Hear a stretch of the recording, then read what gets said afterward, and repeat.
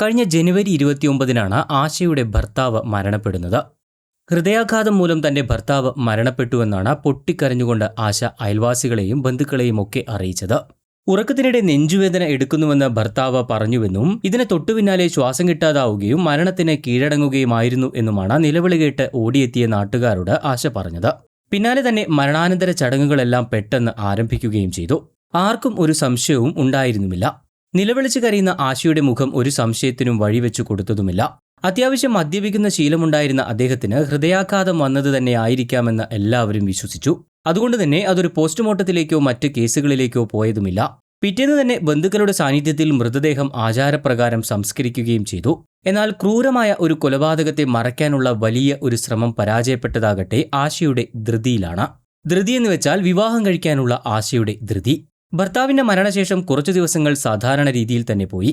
എന്നാൽ മരണം നടന്ന് വെറും 20-ാമത്തെ ദിവസം ആശ മറ്റൊരാളെ വിവാഹം കഴിക്കുകയായിരുന്നു.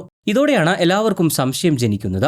ഭർത്താവിന്റെ മരണം നടന്ന് നിലവിളിച്ച് കരഞ്ഞിരുന്ന ഭാര്യ മറ്റൊരാളെ വിവാഹം കഴിച്ച് സന്തോഷത്തോടെ നിൽക്കുന്ന ഫോട്ടോ ബന്ധുക്കളുടെ എല്ലാം കൈകളിലെത്തി.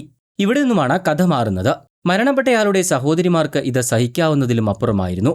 ഇതോടെയാണ് തങ്ങളുടെ സഹോദരന്റേത് സ്വാഭാവിക മരണമല്ല എന്ന ഉറച്ച വിശ്വാസത്തോടെ അവർ പോലീസിനെ സമീപിക്കുന്നത്.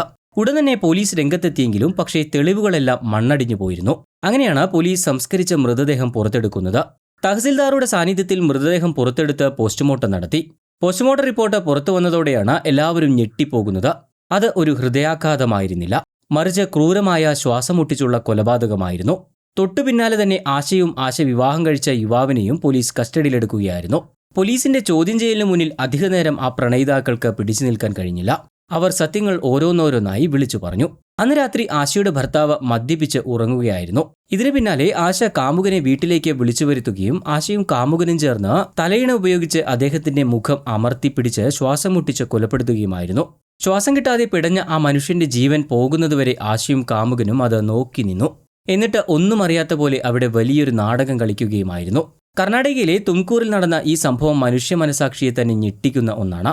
ആശയും കാമുകനായ ചന്ദ്രപ്പയും തമ്മിലുള്ള ബന്ധം ഭർത്താവായ പരമേഷ് അറിഞ്ഞതായിരുന്നു കൊലപാതകത്തിലേക്ക് നയിച്ചത്. രണ്ടുപേരെയും പോലീസ് കസ്റ്റഡിയിലെടുത്തിട്ടുണ്ട്. കാമുകന്റെ കൂടെ ജീവിക്കാനായി വർഷങ്ങൾ കൂടെ കഴിഞ്ഞ സ്വന്തം ഭർത്താവിനെ കൊന്നുതള്ളിയ ക്രൂരതയുടെ മുഖമാണ് ഇവിടെ പുറത്തു വന്നത്. ഈ വീഡിയോയെക്കുറിച്ചുള്ള നിങ്ങളുടെ അഭിപ്രായങ്ങൾ കമന്റായി രേഖപ്പെടുത്താൻ മറക്കരുത്. കൂടുതൽ വാർത്തകൾക്കും വിശേഷങ്ങൾക്കുമായി ചാനൽ സബ്സ്ക്രൈബ് ചെയ്യാനും മറക്കരുത്.